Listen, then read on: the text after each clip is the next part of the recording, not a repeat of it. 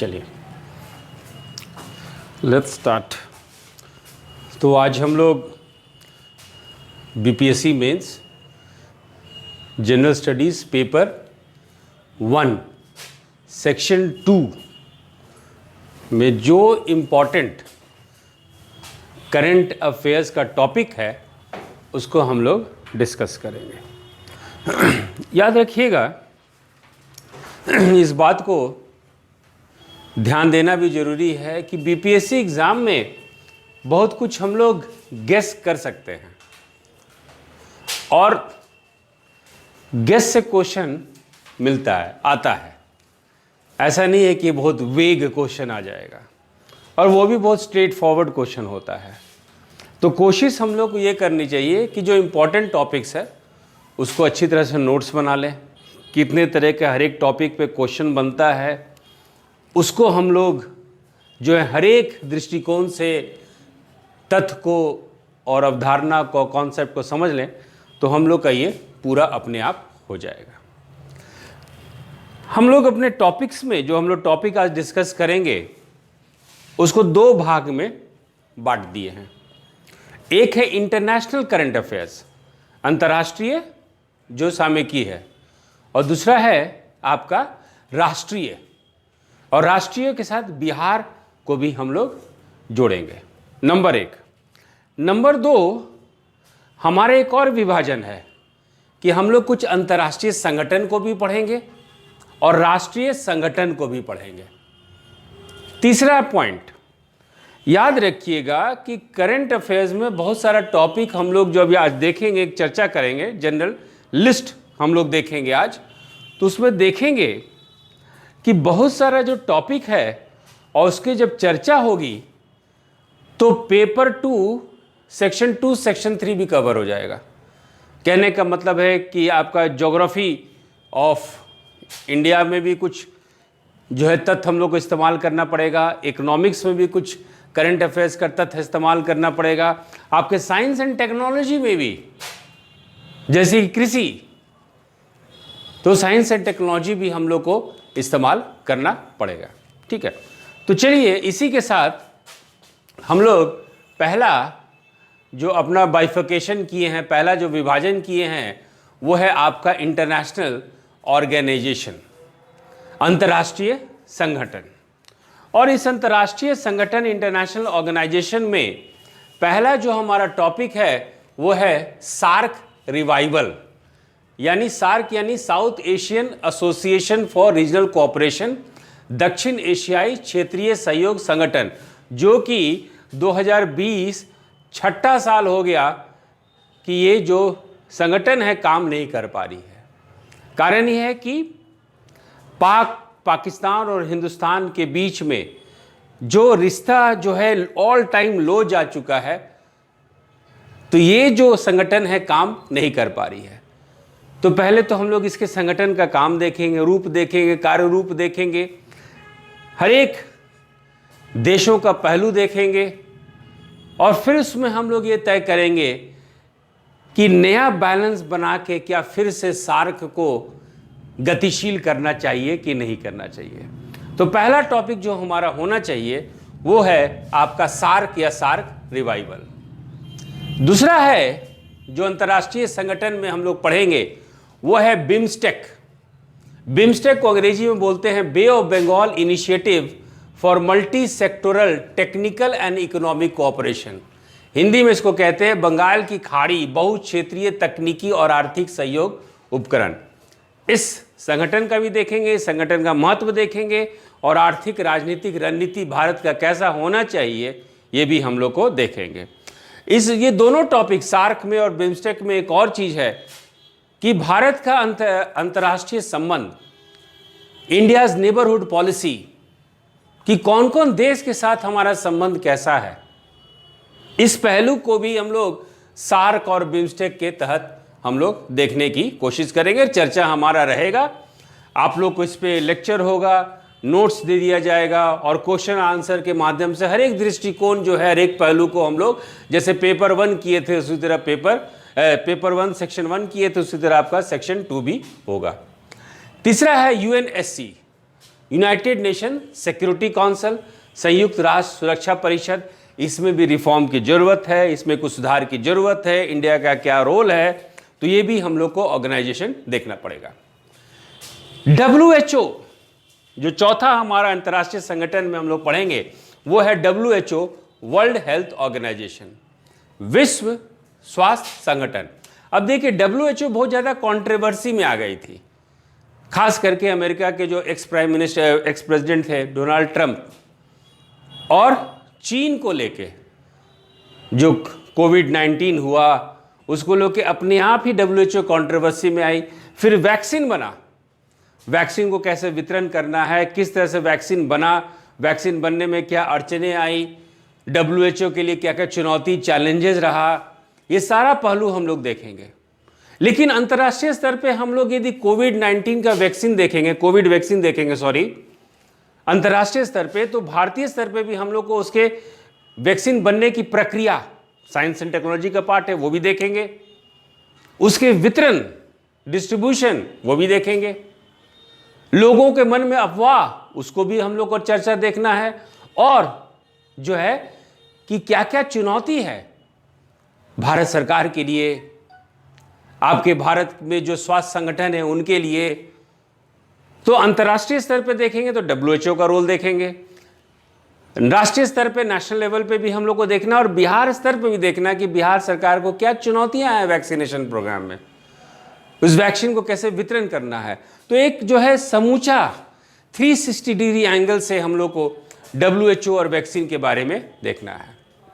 उसी तरह WTO, world trade organisation, विश्व व्यापार संगठन, इसमें क्या क्या चुनौतियां हैं, इसमें क्या क्या चैलेंजेस है, खास करके जो लॉकडाउन हुआ पूरे 1 साल तक पूरे विश्व में, करीब करीब पूरे विश्व में, उसके बाद जो ट्रेड बैलेंस जो बिगड़ा, नया एक समीकरण बैठा, तो वैसे स्थिति में WTO का पोस्ट पेंडेमिक इकोनॉमिक रिफॉर्मेशन की बात करें हम लोग, पेंडेमिक के बाद, यदि कोविड के बाद जो है एक आर्थिक किस तरह की चुनौतियां आएगी पूरे अंतर्राष्ट्रीय स्तर पे, और WTO का क्या क्या रोल हो जाता है। तो हर एक पहलू को बहुत ही बेसिक से, जीरो से स्टार्ट करके हम लोग हर एक पहलू को या तो नोट्स के लेवल से करेंगे, या क्लास लेक्चर के लेवल से करेंगे, या क्वेश्चन आंसर के फॉर्म से करेंगे, जो हम लोग अभी तक जिस तरह से करते आए हैं। फिर नाम, गुट निरपेक्ष आंदोलन या नॉन अलाइन मूवमेंट भी एक इंपॉर्टेंट है, फॉरेन पॉलिसी के तहत हम लोग इसको भी देखना है। और FATF, financial action task force, ये भी हमारे लिए ज़रूरी है, जानना चाहिए, और ख़ास करके पाकिस्तान पे क्या क्या सैंक्शन लगाई है ये संगठन, इसको भी हम लोग को देखना है। और जो last but not the least, ASEAN देश, इंडिया का रिलेशनशिप कैसा है आसियान देशों के साथ, बहुत ही ज़रूरी है, क्योंकि यदि चीन के प्रभाव को कम करना है तो हम लोग को अपनी दोस्ती इनके साथ बढ़ानी होगी। तो आसियान देश है, ये किस तरह का संगठन है, इस संगठन का क्या कार्य है, किसका इसका पॉलिसी है, इसकी नीति क्या है, ये कैसे काम करता है, तो ये सारा चीज़ हम लोग देखेंगे। और एक और इसमें अंतर्राष्ट्रीय संगठन है, वो है SCO, संघाई सहयोग संगठन, संघाई कॉरपोरेशन ऑर्गेनाइजेशन। ठीक है, तो ये जो है कुछ हम लोग अंतर्राष्ट्रीय संगठन को हम लोग पढ़ेंगे। दूसरा जो है, इसके बाद हम लोग चलते हैं भारत की विदेश नीति। भारत की विदेश नीति कहने का मतलब, पहले तो हम लोग स्टार्ट करेंगे कि भारत का अपने पड़ोसियों के साथ कैसा रिश्ता है, जिसमें कि हम लोग बांग्लादेश के साथ बात करेंगे, श्रीलंका के साथ बात करेंगे, अफगानिस्तान के साथ बात करेंगे, और पाकिस्तान के साथ। पाकिस्तान उतना हमारे लिए महत्वपूर्ण नहीं है, लेकिन एक जान जाएंगे। लेकिन हमारा इन सबसे महत्वपूर्ण जो है कि हमारा रिश्ता जो है अफगानिस्तान के साथ कैसा है, ये थोड़ा सा इम्पॉर्टेंट हो जाता है। फिर हमारा इंडो US रिलेशन, भारत का USA के साथ कैसा रिलेशन है, खास करके जब नए प्रेसिडेंट आए हैं, जिनको कहा जाता है कि चीन की तरफ वो सॉफ्ट हैं, तो हो सकता है कि पाकिस्तान के तरफ भी उनके कुछ रवैया में बदलाव आए। तो भारत को ऐसी स्थिति में क्या करना चाहिए, क्या रणनीति होना चाहिए, क्या स्ट्रैटेजी होना चाहिए, तो इंडो US रिलेशन हमारे लिए इंपॉर्टेंट हो जाता है। फिर इंडो पैसिफिक रिलेशन, भारत और रूस का रिश्ता, इंडो वेस्ट एशिया और इंडो चाइना रिलेशन भी हमारे लिए बहुत इंपॉर्टेंट है, क्योंकि आप लोग देख रहे हैं कि सीमा विवाद चल रहा है, किस तरह से जो है डिसएंगेजमेंट जो है नीति अपनाई जा रही है, चीन अपने बात पे किस हद तक कायम रहता है और क्यों कायम रहता है, भारत का चीन के साथ जो आर्थिक रिश्ता है, आर्थिक संबंध है, वो सारा चीज़ जो है हम लोग को देखना होता है। इसके साथ ही हम लोग जो हैं अपने डिस्कशन को, अपने चर्चा को जो है आगे बढ़ाएंगे और फिर हमारा इंडो एशियन, आसियान देशों के साथ हमारा कैसा रिश्ता है, तो ये सब भाग जो है हम लोग इंडिया के फॉरेन पॉलिसी में, भारत के विदेश नीति के साथ पढ़ेंगे। 3 और महत्वपूर्ण पक्ष है, वो है ब्रेक्सिट, कि आज भारत का यूनाइटेड किंगडम इंग्लैंड के साथ कैसा संबंध है, यूरोपियन यूनियन के साथ कैसा संबंध है, ब्रिटेन का यूरोपियन यूनियन से, यूरोपीय संघ से बाहर हो जाने के बाद, ये भी एक महत्वपूर्ण पहलू है। और दूसरा महत्वपूर्ण पहलू है कि आज जो है 2 देशों के बीच में संबंध अब थोड़ा सा कोविड के आधार पर भी होने लगा है। तो कह सकते हैं कि कोविड डिप्लोमेसी हो गया है। आजकल जो अंतर्राष्ट्रीय संबंध है कोविड कोरोना के आधार पर बहुत ज़्यादा हो रहा है, जिसको आप मेडिकल डिप्लोमेसी का शब्द दे सकते हैं अंग्रेजी में। तो मेडिकल डिप्लोमेसी आया तो पूरे विश्व का जो बैलेंस है, चाहे राजनीतिक बैलेंस है, आर्थिक बैलेंस है, व्यापार बैलेंस है, ट्रेड बैलेंस है, वो जो है पोस्ट पेंडेमिक सिचुएशन कैसा होने वाला है, भारत के लिए क्या अवसर है, क्या चुनौतियां हैं, क्या शक्ति, कहाँ हम लोग शक्तिशाली हो सकते हैं और कहाँ हमारा कमज़ोर पक्ष है, ये सारे पहलुओं को हम लोग को देखना है। और कुछ महत्वपूर्ण समझौता है, जैसे कि दोहा अकॉर्ड, अब्राहम अकॉर्ड, ये सब भी हम लोग देखेंगे। तो इंडिया फॉरेन पॉलिसी, इसके अलावा हम लोग इंटरनेशनल करंट अफेयर्स में सूचकांक देखेंगे, इंडेक्स। बीपीएससी का बहुत ही फेवरेट ये टॉपिक है कि कुछ ना कुछ सूचकांक वो निकाल देती है। तो बहुत तरीके का सूचकांक आया है जो कि हम लोग जो है क्वेश्चन आंसर के माध्यम से इसको करेंगे, क्योंकि बहुत सारा सूचकांक है, जैसे कि हैप्पीनेस सूचकांक है, खुशहाली सूचकांक है, ग्लोबल इनोवेशन इंडेक्स है, नवाचार सूचकांक है, ईज ऑफ डूइंग बिजनेस है। तो इस तरह का सूचकांक भी हम लोग जो है अपने अंतर्राष्ट्रीय करंट अफेयर्स में ये सब हम लोग देखने की कोशिश करेंगे। अब चलते हैं कुछ इंटरनेशनल करंट अफेयर्स में कुछ बर्निंग टॉपिक्स हैं जो महत्वपूर्ण टॉपिक है, और इस टॉपिक में से हमको लगता है, हम लोग सबको ये लगना चाहिए कि यूएस का प्रेसिडेंशियल इलेक्शन पे भी पूछा जा सकता है कि यूएस में राष्ट्रपति चुनाव कैसे होता है। ये पॉलिटी का भी भाग हो सकता है और करंट अफेयर्स का भी भाग हो सकता है, और खास करके जो है हम लोग यूएस के प्रेसिडेंशियल इलेक्शन के बाद एक और पहलू देखेंगे, इम्पीचमेंट ऑफ प्रेसिडेंट। किस तरह से राष्ट्रपति का महाभियोग होता है यूएस का उदाहरण लेते हुए। तो ये करंट अफेयर्स का भी टॉपिक बन जाता है आपका, और ये आपका पॉलिटी का भी टॉपिक बन जाता है।